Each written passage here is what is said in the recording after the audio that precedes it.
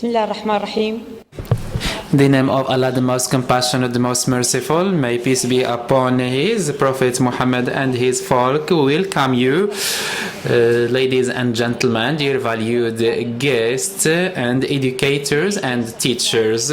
Welcome you to the last session of the Education and Educators, creating a culture of excellence in the classroom.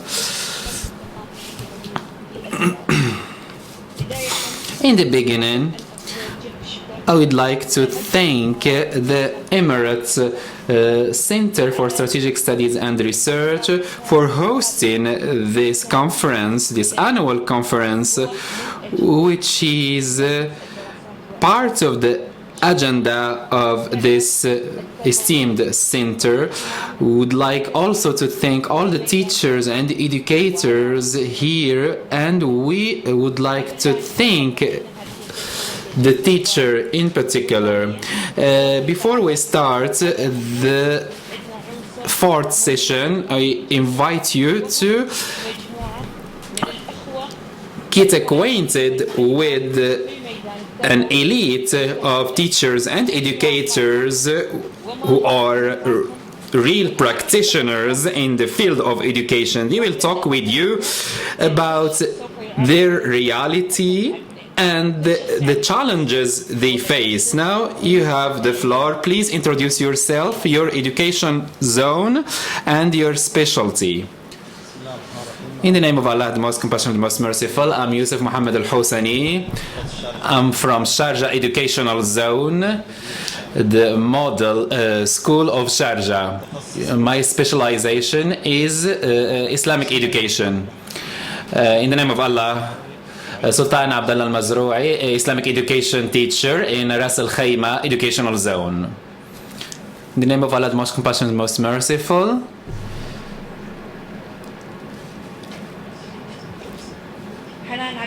حنان عبد الله مطار الشامسي. اختصاص التدريب معلمين من مدرسة الرماقية للتعليم الأساسي. Teacher training specialist. Educational zone of Sharjah, graduate of UAE University, a College of Education, a primary school education specialty. I worked 10 years as a teacher for the primary school.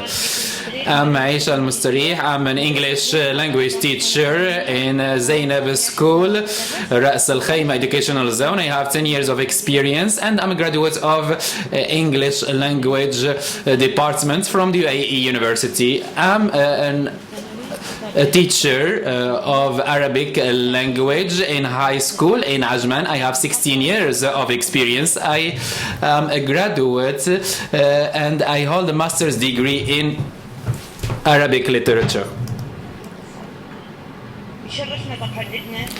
We are pleased to meet this elite of practitioners in the education field. As the poet says, you have to respect the teacher, and the teacher is for us like a messenger or a prophet. Unfortunately, nowadays the teacher doesn't get his due respect or her due respect. It goes without saying that the teachers inherit the mission of prophets and messengers. This is according to our Arabic culture, because they contribute to educating generations after generations. The teacher is the most important element and component in the education process. The evaluation and assessment objectives cannot be achieved without the contribution of the teacher and without the good performance of the teacher. This teacher should be provided with the training and with all elements necessary to deliver proper knowledge to the students. It's why the teachers are given big importance in all education systems. because the teachers are the trustees for the human capital and the human treasure and the human fortune, because they contribute primarily to achieve the objectives of the society. So our topic in this session will be the position of the teacher and the reputation of the teacher. I give the floor to Yusuf Al-Hosani to start talking about the reputation of the teacher nowadays. In the name of Allah, the most compassionate, the most merciful, after the presentation of Ms. Fawzia, I would like to focus on three elements. First, the reputation of the teacher according to our religion, and as Fawzia said, that the teachers are playing very primordial role because they assume huge responsibility toward generations. The second element is the personality of the teacher. The teachers should have their self-esteem, and because everyone has the self-esteem before assuming the respect from others. And I think this is one thing that most people neglect. The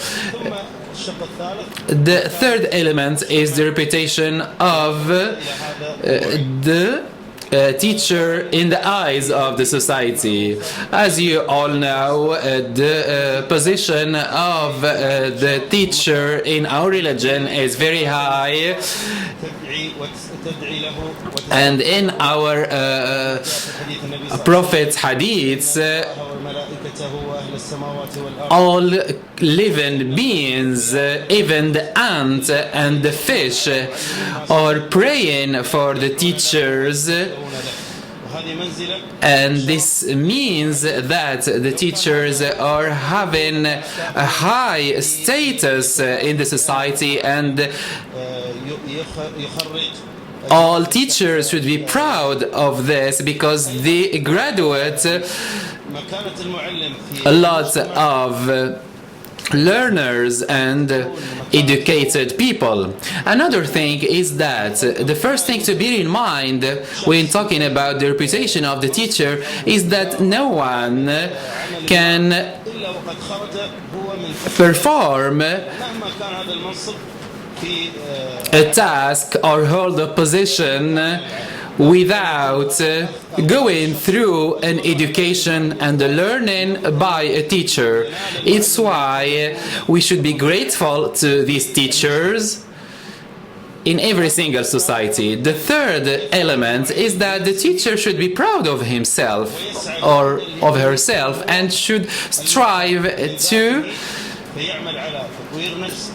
develop themselves and increase their knowledge so that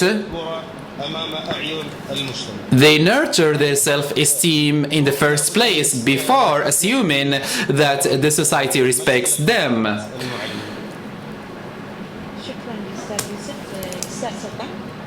Mr. Sultan, thank you, Mr. Yusuf. In reality, the reputation of the teacher should start from the self, because if you are self-confident as a teacher, when you have the conviction that you have the proper knowledge and you are using the proper methodology of teaching and you are loyal and committed to your work, this lifts the morals of the teacher, because simply, and as my colleague said, the teachers should be highly respected in our culture, in our society, and should be having this status everywhere, because when you are aware of, as a teacher, of this reputation and as of this status, you will be giving more to the students. The other thing is the reputation of the teacher in the society. We have to reconsider how people look at the teacher. We have to utilize the media outlets and all necessary channels to build the reputation of the teacher. The teachers, unfortunately, they are not encouraged, and you have to ask the question, why teachers, and especially male teachers, are not available in abundance in our country. The first reason is that they feel that the teachers are not well recognized in the society. It's why we have to give the teachers their due respect, and we have to work very well on that. The media, unfortunately, doesn't play a constructive role in this, and we have to rebuild the image of the teacher in the eyes of the citizens and all the people of the UAE. Thank you, Mr. Sultan. Miss Hanan Al-Shamsi. In the name of Allah, the most compassionate, the most merciful. In my opinion, I think that here in the UAE, and especially within the framework of the Vision 2021, the teacher has been given high importance, because the government now is enabling the teacher by giving him and her all the tools to excel in their mission. And I think that the importance given by our sheikhs to educators and the teachers, they always repeat that education comes first, and we strive to have an educated generation. They repeat that in every occasion. So I think, from my own perspective, that the teacher should assume the responsibility how he or she can manage the time, manage the priorities, and provide the students inside the classrooms with learning opportunities of high quality. I think that this is the responsibility of the teacher, because the teachers are the ones who deliver all subjects and courses in Islamic education, in mathematics, in languages, and other subjects. It's why we have to say that the teacher should assume the responsibility. This doesn't mean that they don't work under pressure, but they face challenges. Our government likes things to be happening in a fast rhythm, and that the deliverables should be achieved in the due time frame. This means that the ministry and the educational zone and the state in general are striving to fastly develop the educational field. The other thing I would like to highlight is manage the pressures for the teacher, so that they can deliver comfortably and they can feel more stable to provide the students with all the knowledge they need. I agree totally with my colleagues. I think that the Ministry of Education has given the teacher the due respect and the reputation of the teachers and educators should start from the teachers themselves, because if you give yourself the necessary self-esteem and you deliver your mission properly, I think that others will respect you and will give you your due respect. And starting from students, if you deal with students respectfully, they will exchange you the same feeling and the same behavior. If I interact positively and constructively with the students, they will do the same, and nothing bad will happen. Miss Hind Sadi. Well, I won't repeat what my colleagues have said, but I will just like to add that the reputation of the teacher is a mirror of his or her own performance or self-esteem in the school, in the ministry, in the society. And I should be proud as a teacher to say that I am a teacher or I am an educator.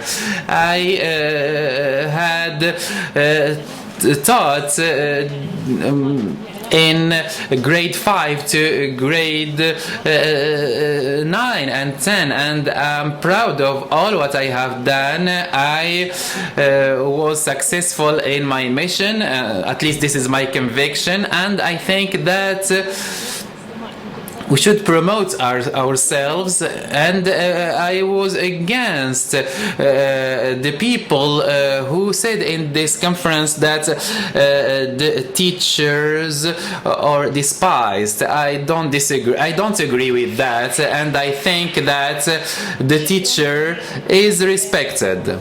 Thank you for our valued teachers and educators. So the conclusion, the teacher has good reputation in the society, or should have a good reputation in the society.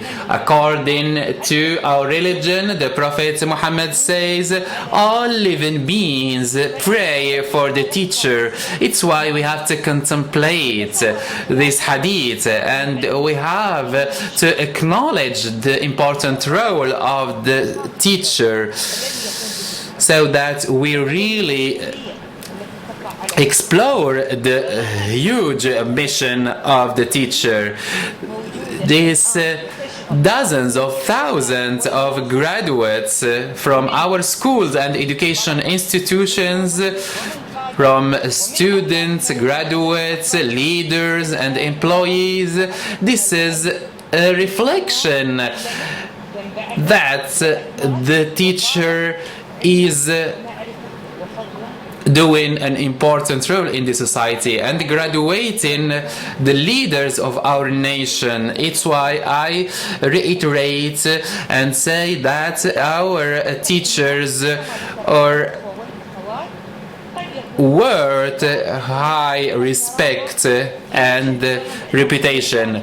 Sometimes we might think that there are some negative sides that affect the performance and reputation of the teacher, but again I would like to say that it is up to the teacher to prove themselves in schools and in their communities. We will move now to the other topic, the second topic, which is the role of the teacher in the educational process.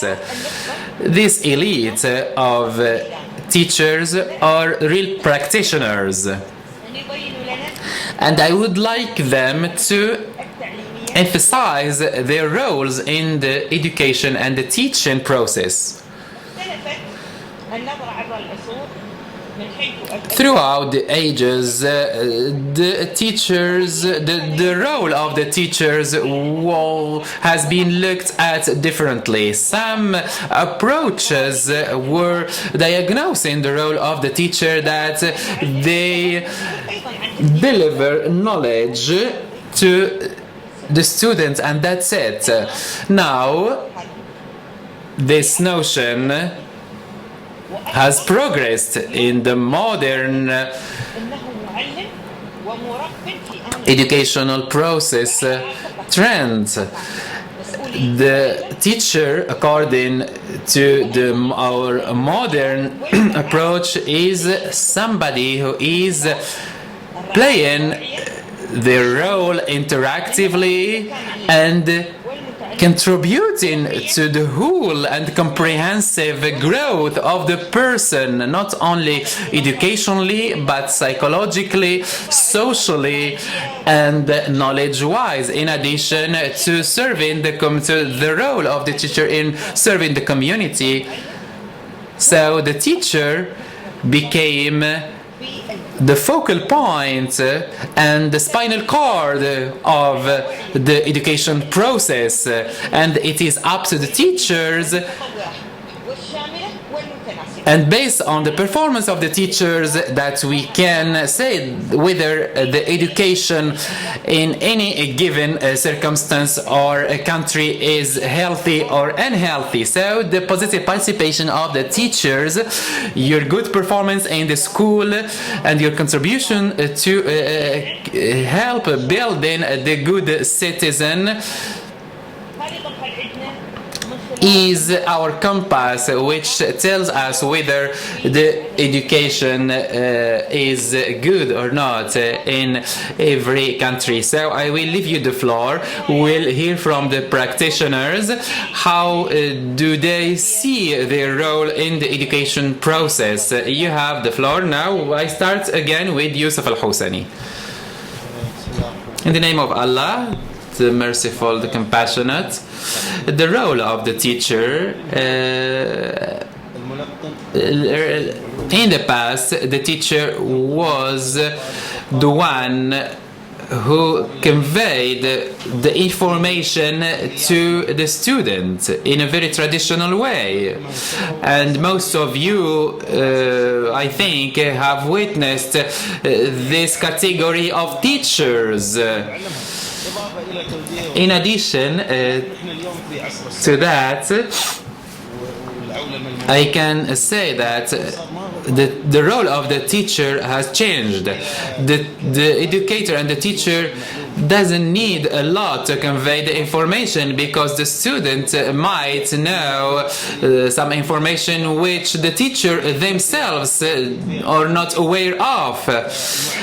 So the teacher nowadays needs to practice more smartly the education and the teaching mission. I am the teacher. I can correct their information and put them on the track, and I can add some enrichment information to their knowledge. In addition to that, I try hard to make my classroom exciting and suspenseful. And at the top of that, and according to based on our culture and our religion, the Prophet Muhammad was given a great importance to leading by example and to giving importance to practice, because if you don't lead by example, you won't convince others to absorb the knowledge you are conveying to them.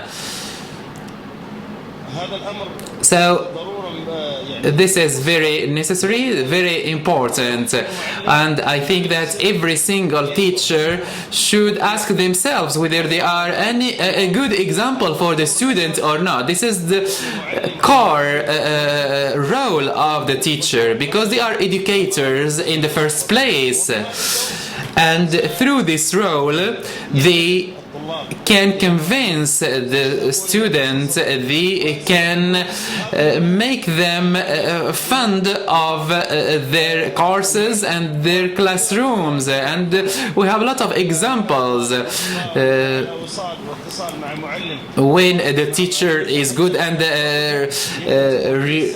keeps a good relation with the student, those students feel more motivated to continue their studies and keep in touch with the teacher even after they finish a study in the university. So the teacher should develop themselves and increase their knowledge and skills, because the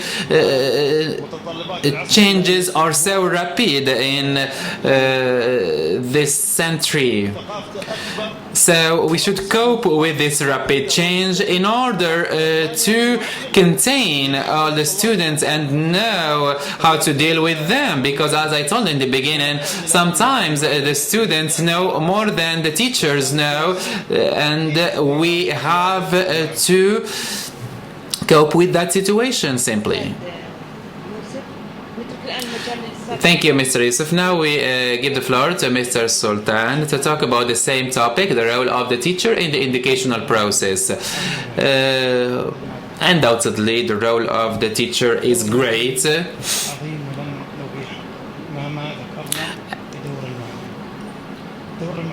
The role of the teacher is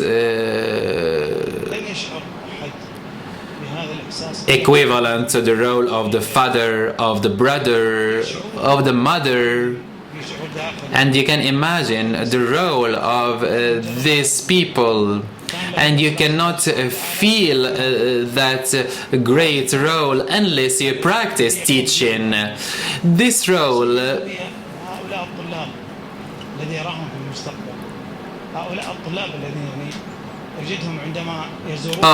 when you see the students visiting the teacher at their old school and thank him and express their gratitude, only then you can feel how students respect the teachers. So the role of the teacher is really great, and as I said, he's like a father and she is like a mother. Miss Hanan Shamsi.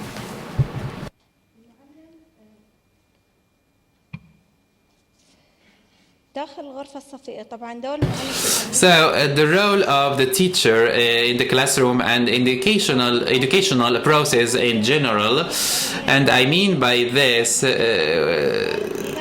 the process which starts with the student entering the door of the school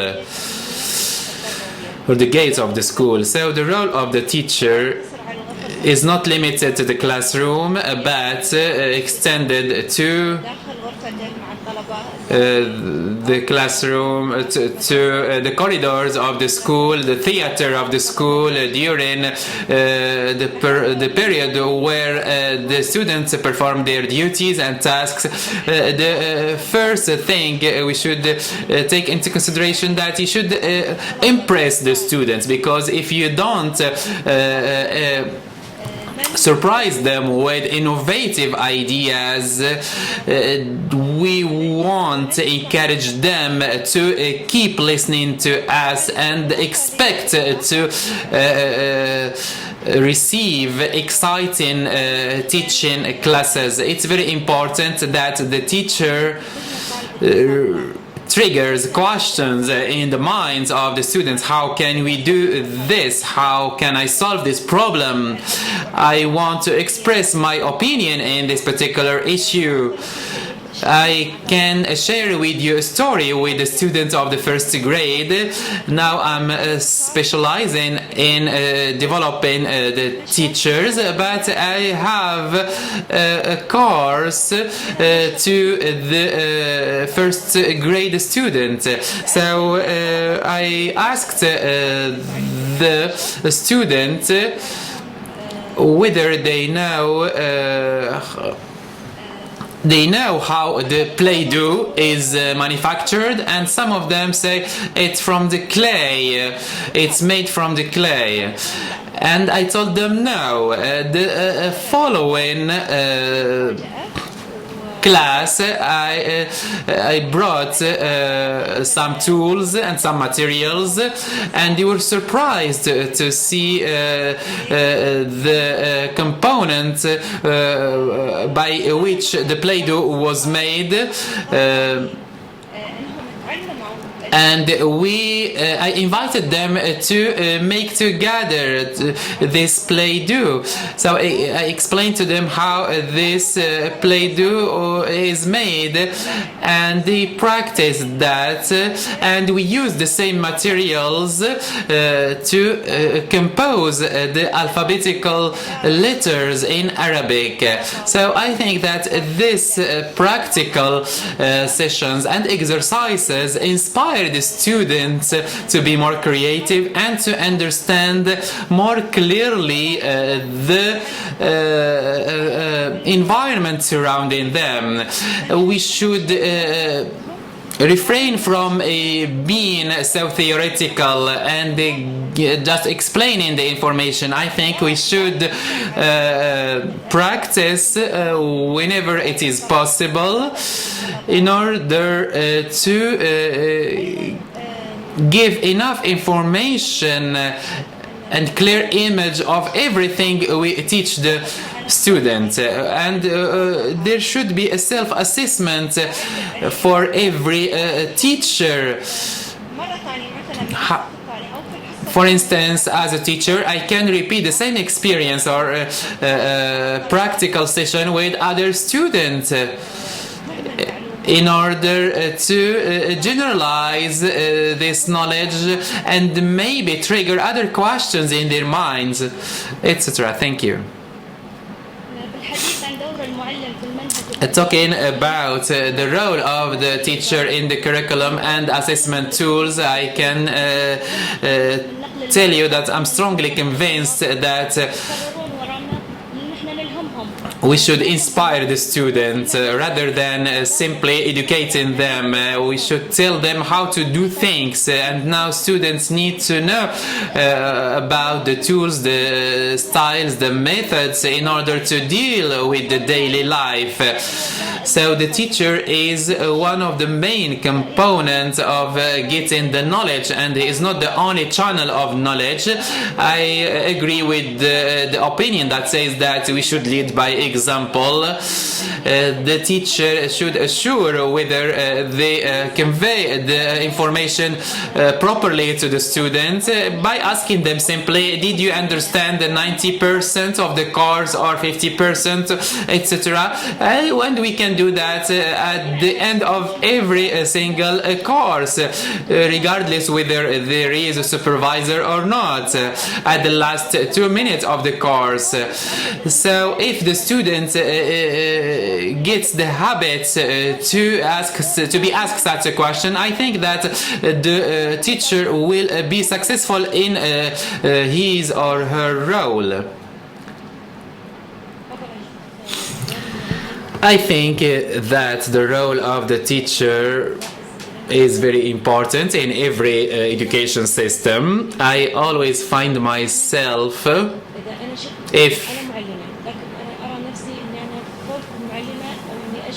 that I have a cross-functional mission.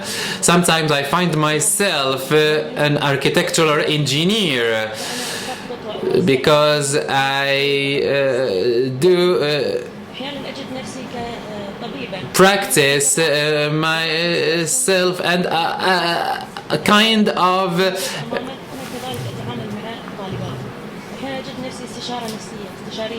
advising the students about architectural things, about medical things, about mathematical things. So this is to tell you that the teacher should have a comprehensive and encyclopedic culture nowadays. Sometimes I find myself telling the students poems to quote something that is of importance to the students. I remember last week I asked the student to answer a question of a poem, and I didn't know how to practice the discourse analysis when I dealt with the poem, and I stopped and I told the student, does any one of you know how to analyze this verse in this poem? and one student surprisingly was well aware how to explain and analyze a very complicated verse in the poem. It's why I should tell you that okay, we should have this knowledge, but at the same time we should be modest and we should accept the fact that the student can add to our information or can correct our information. On the other hand, I remember and recall a story, a student who came to me and told me, a man who came to me and told me, how are you, my teacher? And I didn't recognize him, and he told me, you taught me in my fifth grade. And he said, I still remember some situations, and at that time I remember that he was having the sense of humor, and he told me that you were interacting with my jokes, and I was feeling that that is a privilege was given to me, but you were interacting positively and you were smiling and you were not intimidating me because of my jokes, and that made me feel good, and I think that we should bear these things in mind. We should approach the students more closely, and we should deal with them in a highly respectful way. Another thing is giving the chance to the student to excel and be creative in their courses, and giving them some kind of independence, giving them the opportunity to express their opinions during the preparation and the design of the curricula, also giving them the chance and to give their voice when designing the assessment tools, because they are the real practitioners and they should be given the chance to contribute to this. Thank you very much for all the panelists. Based on what you have said, we can conclude by saying that the role of the teachers changed. In the past, the teacher was a transporter of the information or transferer of the information. Now, instead of that, the teacher is supposed to supervise and to guide the students on how to look for information. The teacher should be a supervisor,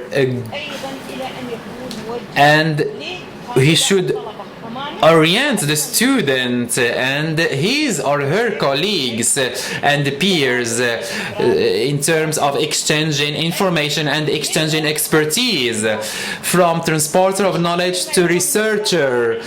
This means that I don't have to read the information in the textbook and convey it to the students. No, the course that I give to this class should be different in terms of the methodology when dealing with another classroom, etc. We should take into consideration the difference, the individual differences between classrooms. We are living rapid changes. Maybe this information is up to date today and is out of date tomorrow.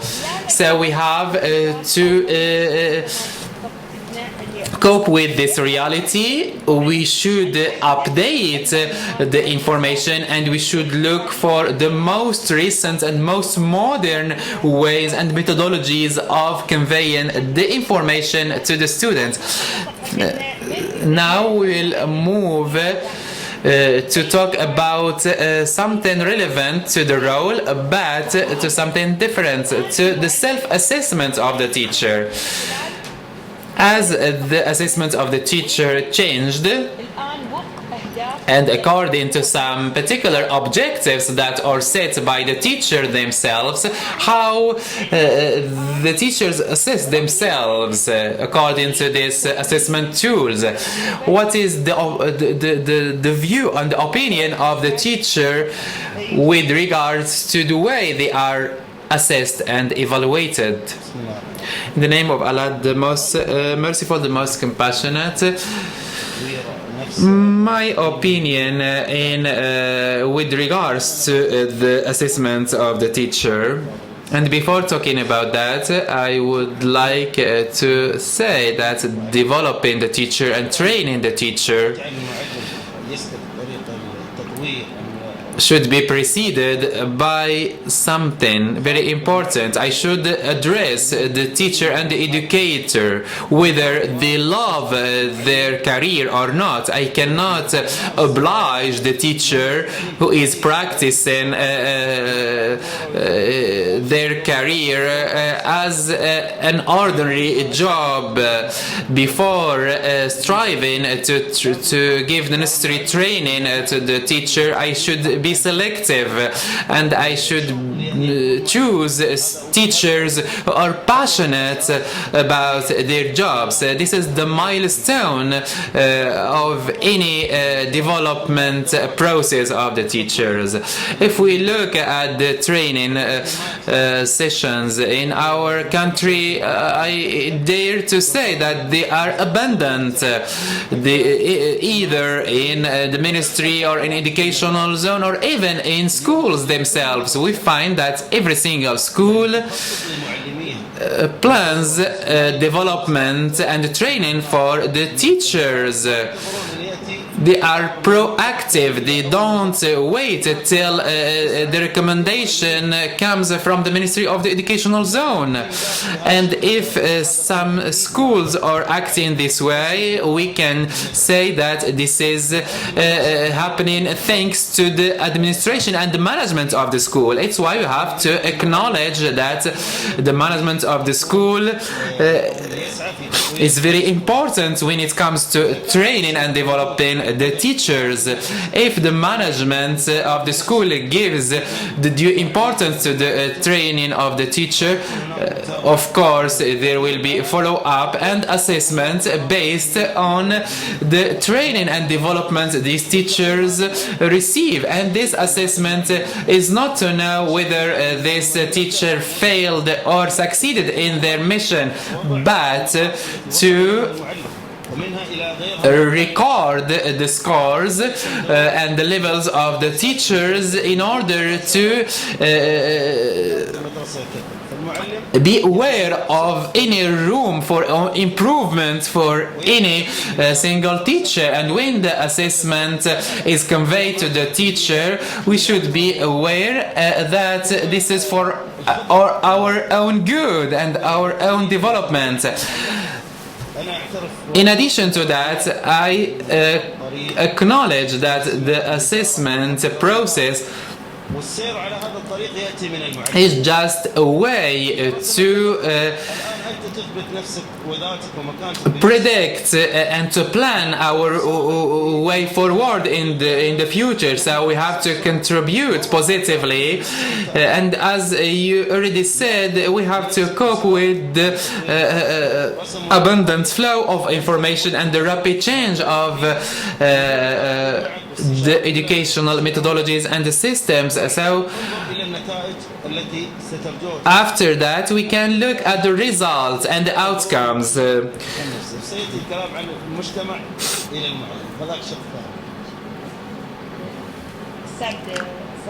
Mr. Sultan,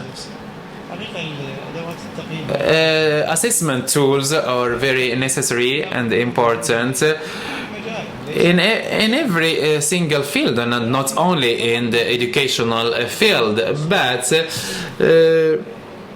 there are some shortcomings. The self-assessment and the self-production and productivity of the teacher is more important than the assessment of the school, because whatever the teacher gives and delivers in school, if they do not do it passionately, this will not reach the students. So we should practice our mission as teachers more passionately. Maybe if this teacher or the other fails or succeeds. It's up to the creativity and innovation and hard work of the teacher. But most concretely is the level of passion that the teacher is practicing their mission in the classroom. The performance document, which was distributed to the schools in 2013, is very important in the assessment process, and this document made the teachers focus more on their requirements.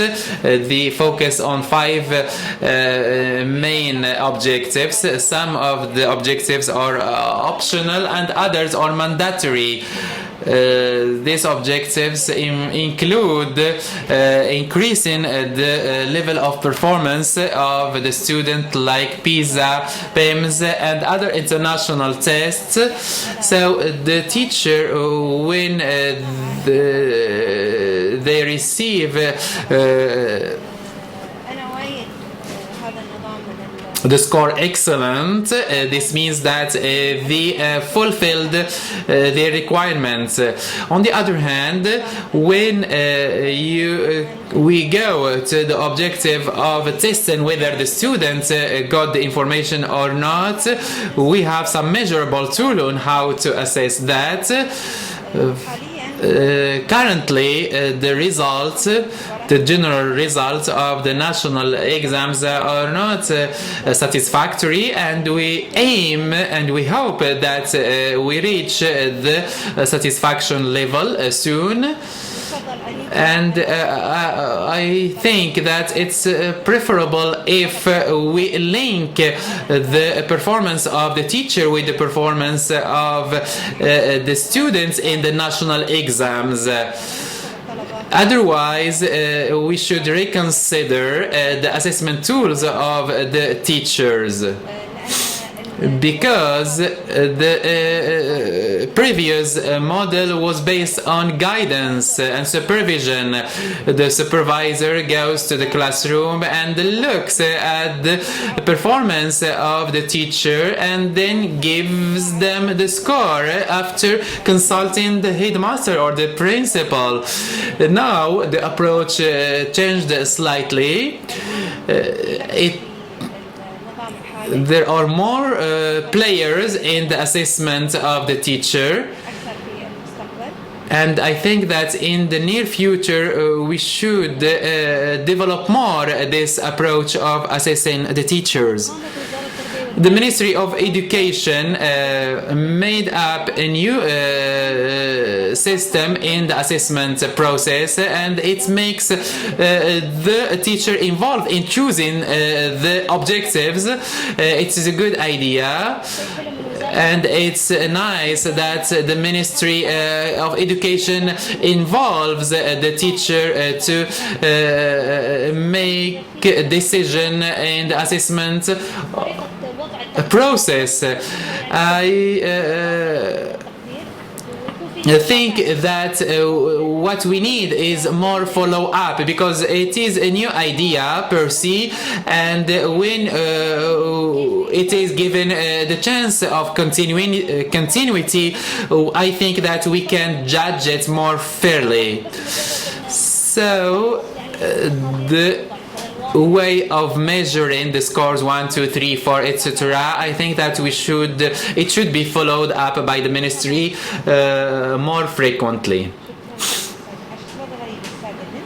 Ms. Hind?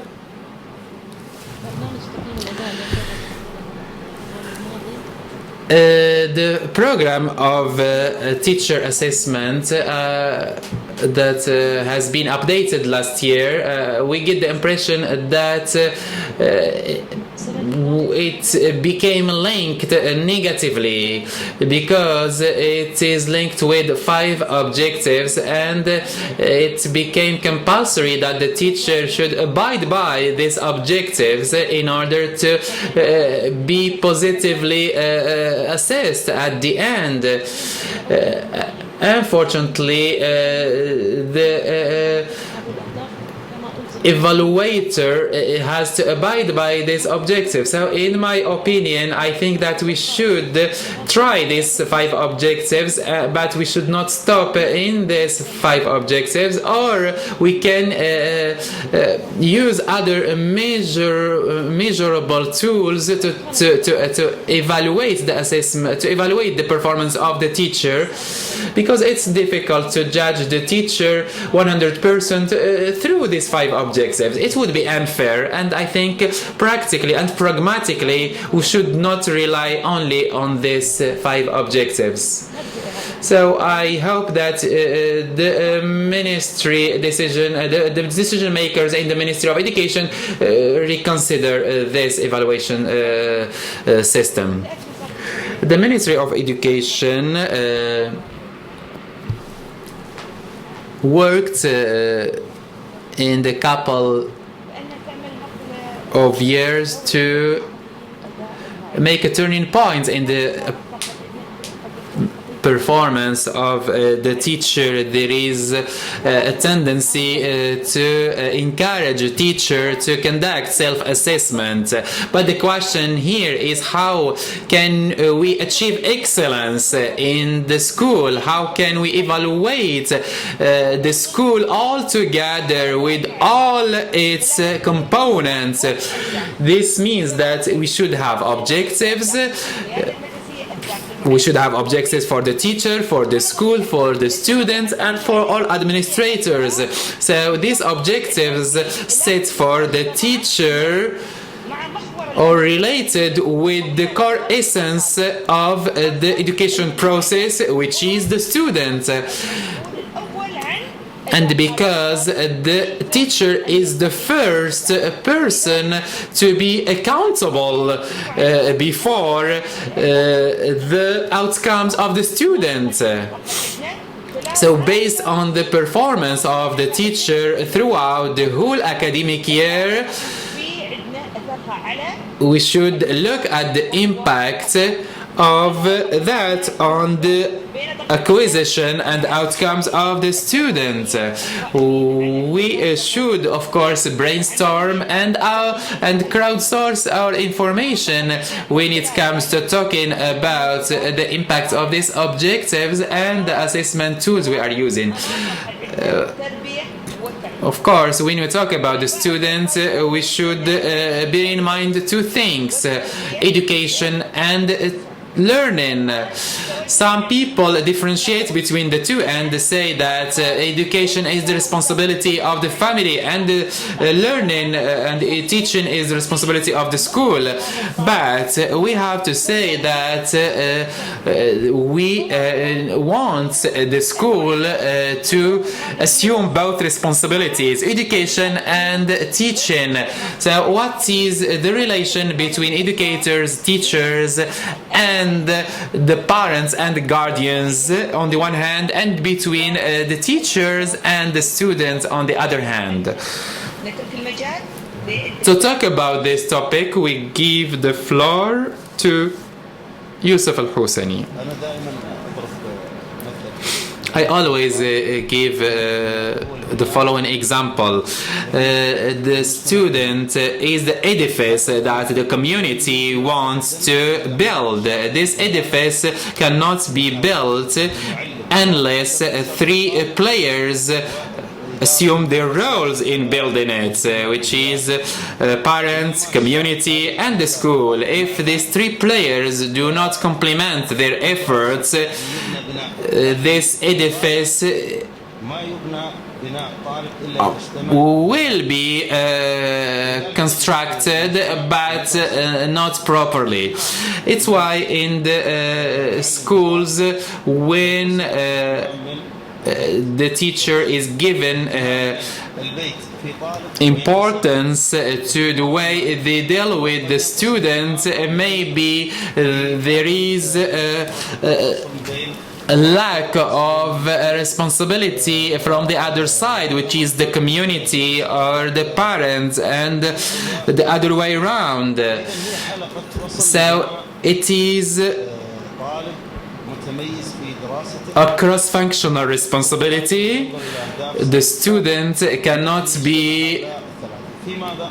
المعلم في إعطاء taught and educated properly without the intervention of the parent or guardian and the community, because when the student receives information and the knowledge at school, the parent should complement the role of the teacher and reinforce these acquisitions, and this is the thing which لازم يتشارك الناس كلهم. ولي الأمر إذا أهمل instill the good reputation of the teacher in the society. If the teacher وأنا أنسى هذا المعلم gives importance to have his role complemented by the parents and the community, I think this by doing this, the reputation of the teacher will be higher, and this cannot be done without the continuous and regular interaction and follow-up with the parents. The teacher should follow up with the parents about the performance of the students and how they are doing at home and at school, etc. واليوم الأستاذ أحمد القصير كذلك، لكن في شق ثاني أنا أخليه إلى آخر الموضوع إن شاء الله بنتكلم فيه من اتجاه المجتمع إلى المعلم. The other component, which is, or the other direction, which is from community to the teacher, I will talk about it later. So, to go back to my point, the management of the school plus community plus parents is the equation that gives us good students and a good performing students. How can, yes, you're right, how can we have this healthy partnership between the school community and the family? As you know, the education process is complex and complicated. It necessitates joining our effort in order to build a distinguished generation. We have to use the mechanisms of making the communication flowing smoothly between these three players, school, community, and the parents. In fact, very often we find that the parents don't ask about the performance of their children. And even when we invite them to the school parents meetings, they don't come. Sometimes we send them SMS, we send them emails, some of them answer, others don't. But the common reaction is that they don't interact actively with us. So I'm still wondering why this is happening. Maybe you can use the social network, Facebook or Twitter or whatever. I don't know, maybe. So I find that from my perspective, if we dedicate one day monthly, at least,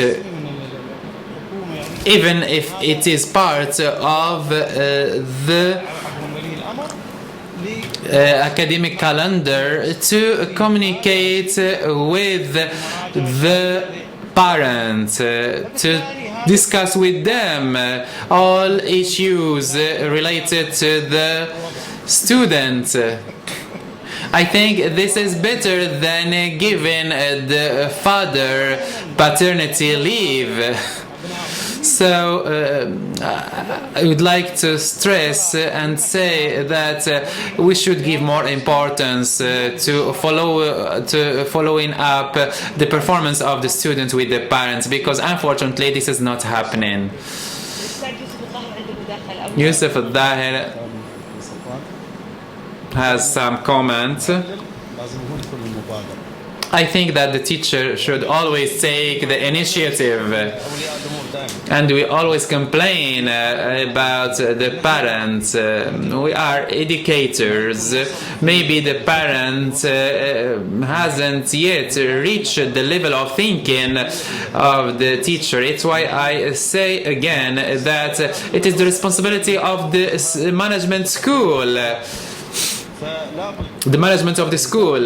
So this management should strive to involve the parents, and I'm talking about Al-Majd school, the Al-Majd model school. Fortunately, the parents are involved actively in our activities, community services of our school. They attend the meetings. We have parents which even take part in the event we organize at school.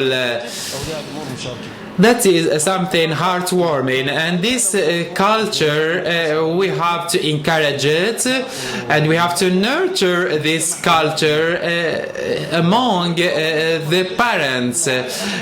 For the parents who are absent and don't assume their responsibilities and roles, I think that the management of the school should address them and find ways to encourage them strongly to be involved and to follow up with the teacher and with the school with regards to the performance and the outcomes of the students.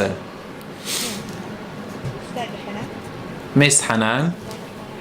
In the name of Allah, the most compassionate, the most merciful, I see that we are all bearing in mind that we are living a technological revolution. This technological revolution generated a number of new tools like emails, SMS, social network channels, and a lot of tools. Nowadays, communicating with parents is not difficult. It is very easy. We don't blame parents or guardians because the father is working, the mother is working, and integrating them in the activities of the student might be a challenge for most of them. Let me say that even if some group attend, the other half doesn't attend. How can we reach the parents who do not afford the time to come and join us in our activities? The WhatsApp became here in the UAE the most effective way to reach mothers. WhatsApp. Most of mothers have now the WhatsApp, so we designed a WhatsApp group for mothers of the students, and we use also the weekly messages. We have a plan for the courses taught in Arabic and another one for the courses taught in English. And this includes a lot of activities and tasks and even extracurricular activities like a trip or something like that. We include all of that in the weekly plan and we send it to the parents or guardians. And on Thursday, we see that some parents prefer to come to the school to follow up about the weekly plan when we don't send it, so we try to catch up and give it to them. This reflects how some parents are concerned about following up the performance of their children. Allow me to interrupt you, but here, what is the role of parents and guardians in the educational process?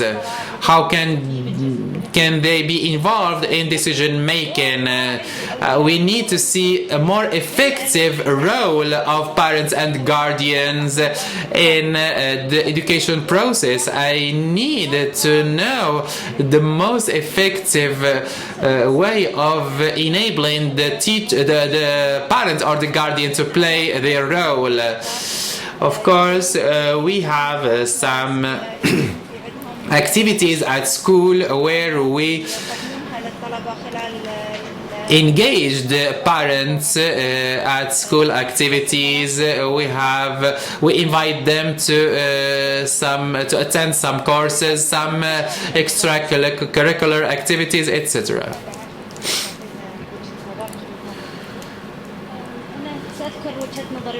I will tell you briefly about my opinion. Our government is always calling for interactivity and more communication between all players in the education zone, in the educational process. So interactivity is the key word, and it summarizes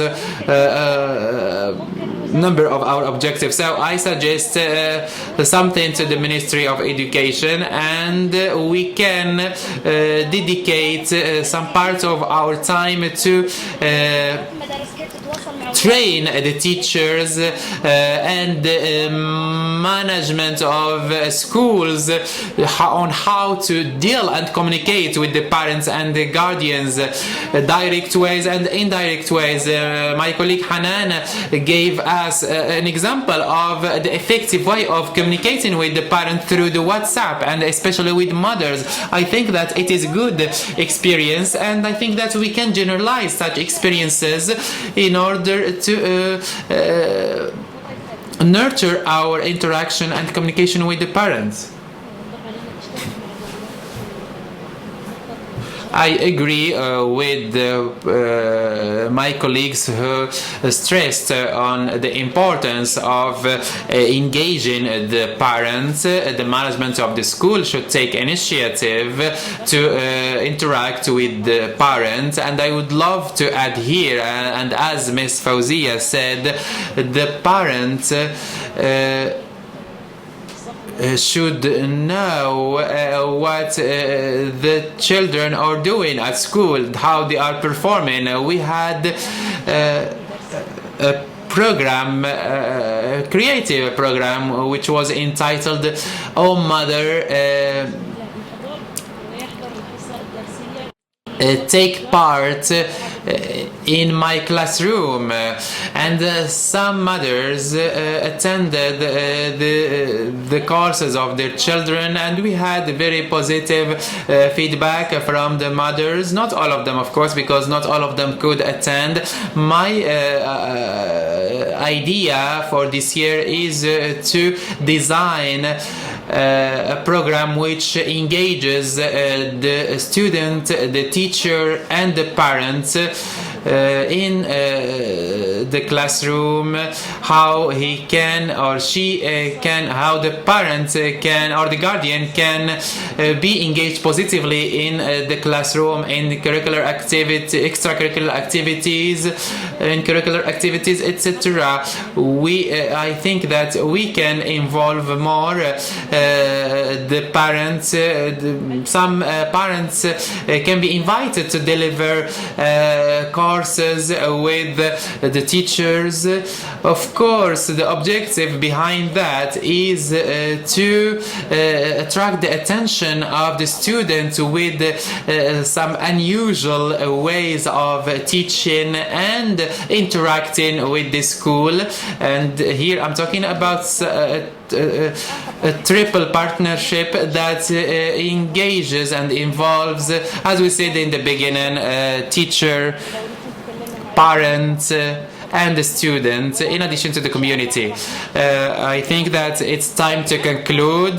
We started with talking about the reputation of the teacher, and now I think that it's time to talk about the challenges. And let's be brief, please. If you can mention 3 challenges you are facing. Just one comment, please. نتكلم عن Yesterday and today we talked about the causes مشكلات يعني التربية. of refraining from choosing teaching as a career by locals. And we say today as teachers that the loyal and the committed teacher should play their roles and assume their responsibilities regardless of any given circumstance. You assume your responsibility and you don't exaggerate in complaining and you don't justify any shortcoming in performance because of some circumstance. If I want to encourage one of my relatives or family to join the teaching career, I have to possess some features and manners that can attract this relative. مشوق أو محفز. Only by this way I can convince them to choose such a career, because if I'm not leading by example emotionally and professionally, as a teacher I face challenges. As a father I face challenges. في مبنى السكن اللي أنا I'm having financial challenges as a father. موضوع مهم جدا التأمين الصحي. Health insurance, because you said three challenges. Health insurance, I faced a problem with one of my relatives because my son was born.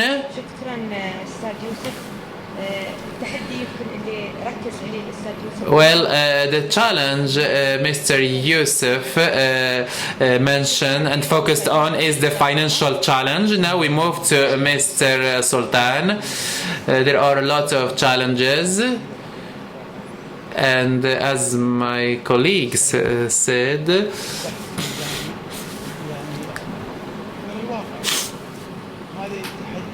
these challenges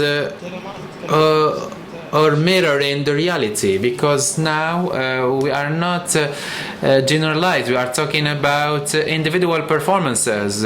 If you want to attract other people to this career of teaching, we should look for creative ways to attract the locals, the Emiratis to this career, because when you find yourself alone as a male teacher in a school, you don't really feel encouraged. So we should multiply our efforts in encouraging male Emiratis to study education and be graduates of education. Otherwise, the male teachers, the male Emirati teacher will come to an end. I mean, there will be an extinction of male Emirati teachers. Every single country has challenges, but we have to properly diagnose the real challenges that we are facing here in the UAE. Personally, I was a teacher and I'm now in the Ministry of Education, and I'm proud of being working there. And my colleague Halima is one of my students. I'm proud of being your student, Dr. Fauzia. I have two challenges and one example. The first point is the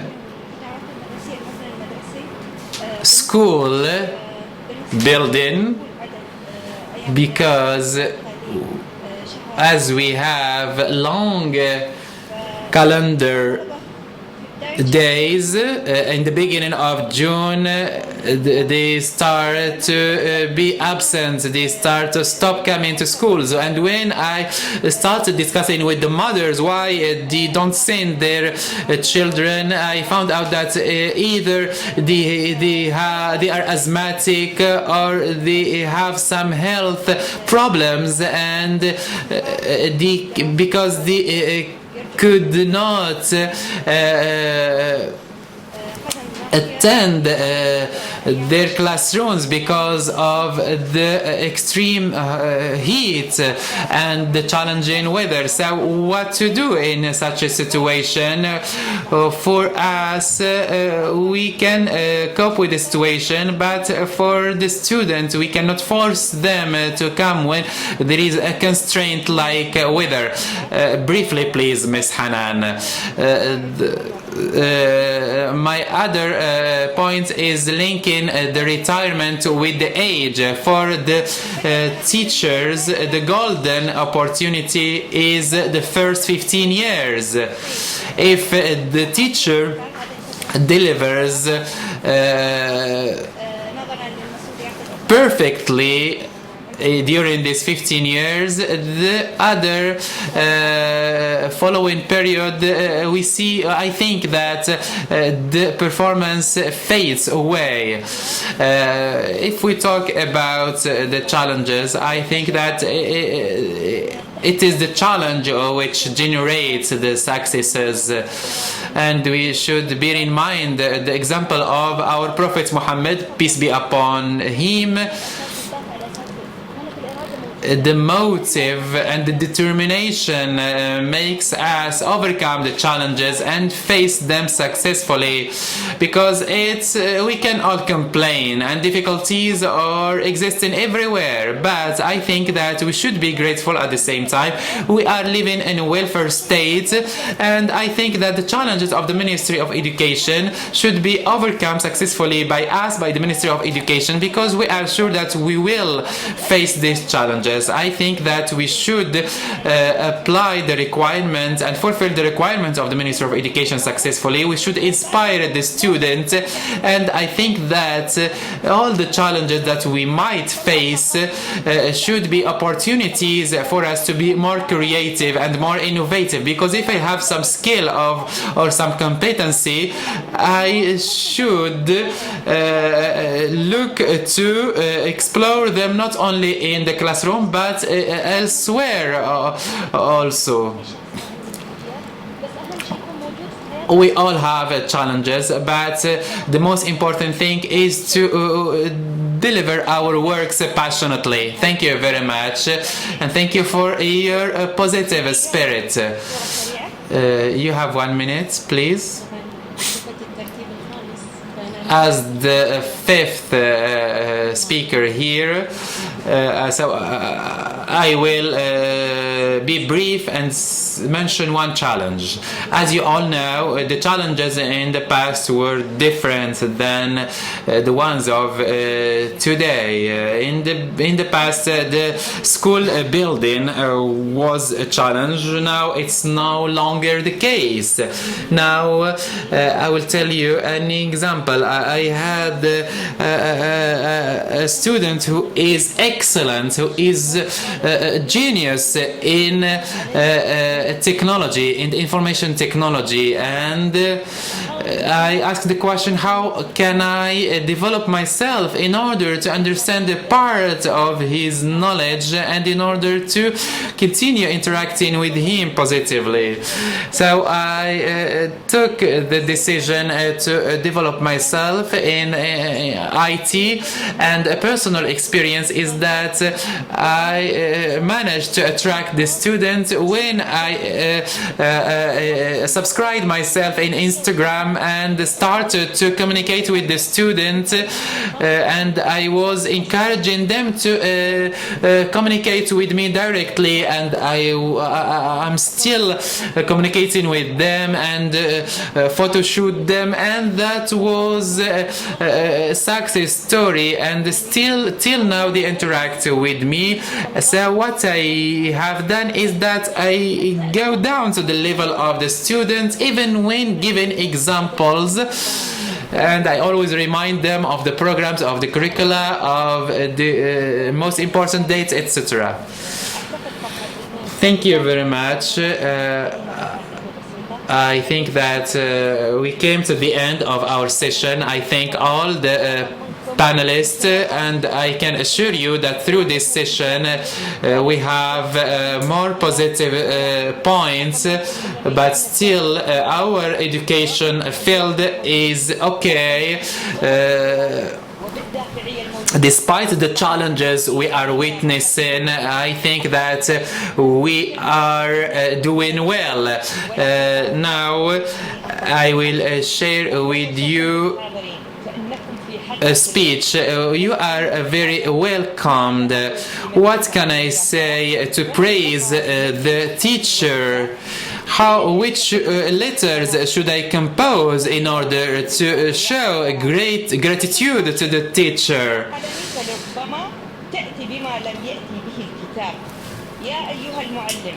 Oh teacher, your star is high in the sky. Without you, the nations could not have done anything or achieved nothing. You defeated all the challenges and overcome all difficulties. You paved our way to all the good achievements. The teacher is like a candle which illuminates in the middle of darkness. Oh teacher, I'm impressed by you. I hope I have a heart like you. Oh God, give the teacher a mercy. Peace be upon you. Well, that was a poem that is offered to the teacher. Thank you.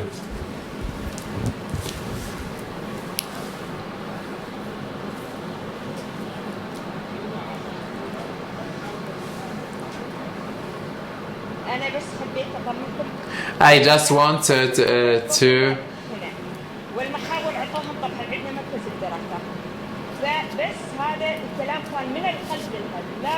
assure you that these poetic verses were from heart to heart, and I heartedly tell you that the education field in the UAE is doing well. Thank you.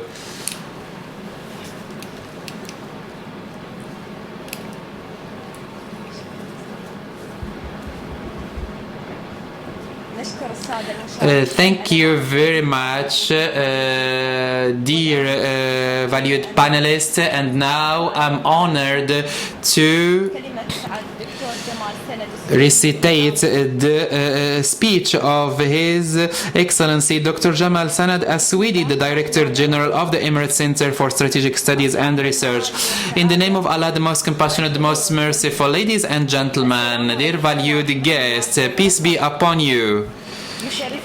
I'm honored, dear brothers and sisters, as we conclude our 5th annual education conference under the title Education and Educators Creating a Culture of Excellence in the Classroom.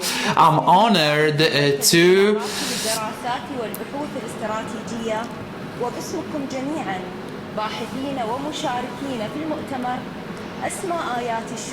convey our greeting to His Highness Sheikh Mohammed bin Zayed, the Crown Prince of Abu Dhabi, the Deputy Supreme Commander of Armed Forces, on my behalf and on your behalf.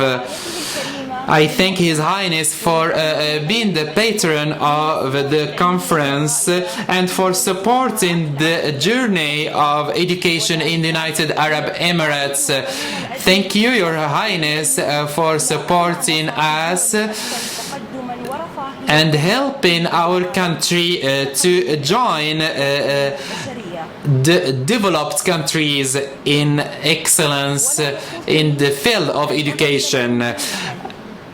I would love to also thank and express our gratitude to all of you researchers, speakers and educational experts. We thank you for enriching the discussions and the 4 sessions of our conference. Thank you for sharing your knowledge with us. Thank you for exchanging your expertise with us. I think that by such forums and conferences we can work together to achieve excellence and to achieve the objectives of our country in the 21st century. I believe that Emirati educators and teachers are able to overcome all challenges. I thank all the speakers and experts who delivered the presentations with regards to the performance of the teacher and the assessment of the teacher, depending on the most recent and the latest trends and best practices in education. I call on all Emirati teachers and educators to follow the path of the leaders in education worldwide, and we hope that we become one of the 5 best countries in the world in the field of education. I believe we can do that if we join our efforts. Ladies and gentlemen, the recommendation that we make us trust the future, and we trust that the teacher will be successful in their mission and will excel in their mission, and I think that the student will benefit from that improvement. And I'm sure that thanks to the infrastructure and the developed infrastructure that we are having in our country should allow us and help us achieve all our objectives. At the end, I would like to tell you and to share with you that your recommendations will find a way to implementation in both government and the private schools till we achieve the vision of our leadership concretely in the year 2021. Our aspiration and the objectives of our leaders is to facilitate the progress of our country, and not only that, but allow the progress of education field in all the region of the Gulf and Arab countries. And by doing so and by achieving this, we will be crystallizing the vision of our founding father Zayed bin Sultan Al Nahyan. At the end, I would like to thank you again, and I hope you the best of success and the best of luck, and I hope we see you in our 6th annual education conference. Thank you very much, and peace be upon you.